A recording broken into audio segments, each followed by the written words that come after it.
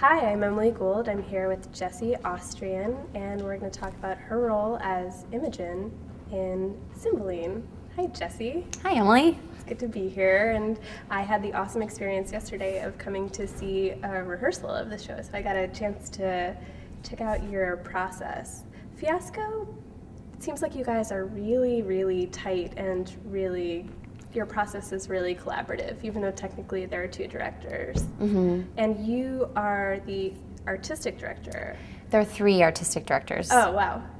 Ben, Noah, and myself are the co-artistic directors. Gotcha. I've taken to describing Fiasco as a three-headed, six-armed monster, because there are three of us who run the company, and then the six of us who are in Cymbeline are the acting ensemble.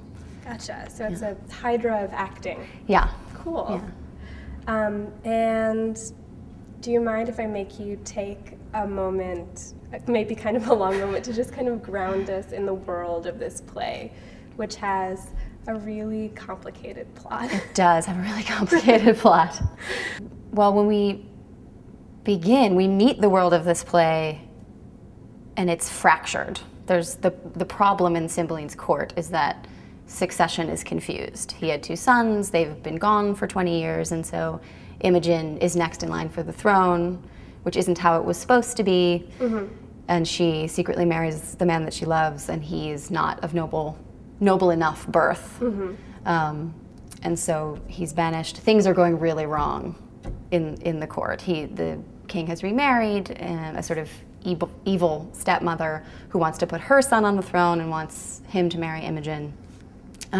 Everything that seems like everything that's going wrong in the beginning, everything that's a problem and sort of a tragedy in each of the characters' mind actually turns out to be necessary for the world to come back together. And the way we have kind of talked about it on a sort of dramaturgical level is that you never know where you are in your own story. That it's only later that you realize that the things you thought went wrong were actually necessary for the ultimate right. Oh, that's great. I love that. Yeah. You used a really cool metaphor yesterday in rehearsal that I wondered if you would reiterate. The tops? Yeah, about the spinning, the dreidels. The dreidels. Yeah, lately my visual metaphor for the show is that there's sort of our act one is that all these pieces of the plot and various characters are introducing these pieces of the plot. There's so many strains of the plot. Mm-hmm. And it's sort of each time a new piece of the plot, a new problem in the plot gets introduced, it's like a top is spinning. Mm-hmm. And then someone else spins this other one over here. And then we go to a completely different place. We go to Rome, and then a thing is spun over here. And there are sort of all these tops, dreidels spinning. And then Act 2 is about them sort of nearly missing each other and ultimately finally colliding, which happens in our production with the war between England and Rome, is when everything kind of, all these strands come together and are finally sort of forced to enmesh and ultimately reconcile. And considering how many strands there are, that actually happens really quickly. Yeah. When Ben and Noah and I decided to do this play, we loved the play, and we loved the first three acts. And we had no idea what we were going to do at the end. Mm-hmm. It kind of feels like when you read the entire text, it's like, oh, it's a great Shakespearean play, Acts 1, 2, and 3, and part of 4, and then Act 5 is this, it's just so strange. It's kind of like the hugging and learning moment at the end of an episode of Full House. It's like everything horrible just resolved instantaneously. Yeah. Yeah, it's probably where Full House got the idea from. Yeah, everything is derivative from Shakespeare. Pretty much. So let's talk more about your character. You were very modest yesterday, and you were like, oh, I'm the only person who only plays one role. I really have it pretty easy. But reading the script, I don't actually think it's true that you have it easy. Well, yes and no. I mean, Imogen is a great part, and she has a lot of wonderful language that I love. In our production, because there are only 6 of us, I feel like I actually kind of got off a little bit easy because I only have one track to think about. Paul Coffey, who plays 4 or 5 different characters, and he's actually in every scene of the play. But Imogen she's one of Shakespeare's great heroines. She's so smart and sort of fully realized. And were there aspects of Imogen that were easier for you to get into and relate to just on a personal level, and were there some things about her that were kind of harder to grapple with to understand why she makes the choices she does? The way I always think about it is, what can I, Jessie, understand about this moment? Not what is it like to be a princess in, ye olde days, because I can't answer that question. I'm never going to know the answer to that question.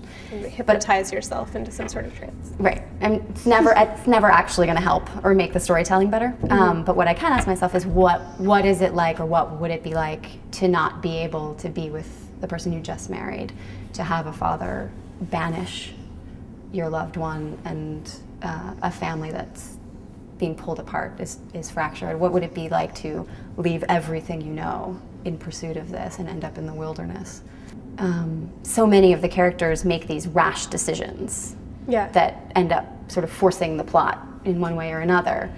And because of and like I was saying before, some of the bad things that happen are actually necessary. Giacomo is a villain and does this villainous thing to Posthumus and Imogen, but it actually, in the end, turns out that it was needed it was the thing that got her, brought her out into the woods where she met her brothers, and it sort of sets everything in motion. In rehearsal, I was really struck by how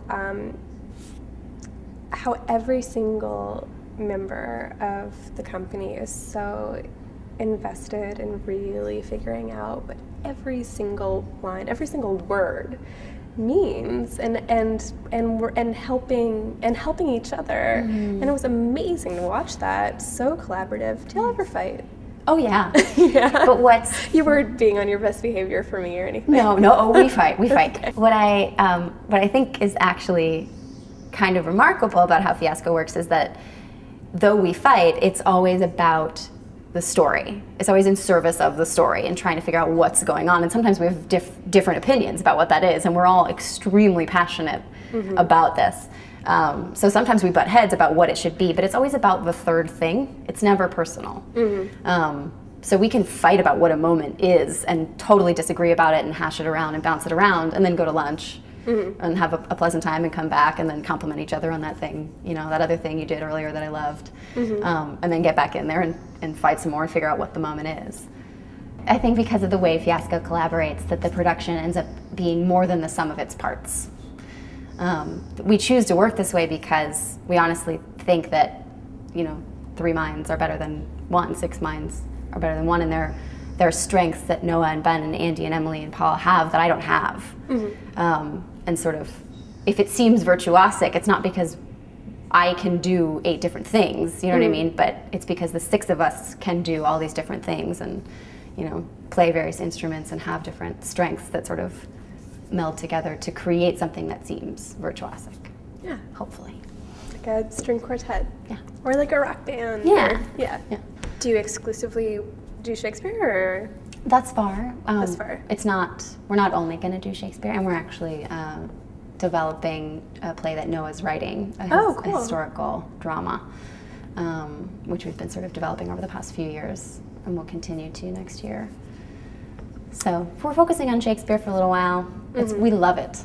And we love doing it in an ensemble fashion. But we kind of pride ourselves on the fact that we're clear storytellers and that we can make Shakespeare's language come to life in a beautiful human way. People who think they don't understand Shakespeare, I promise will understand our show.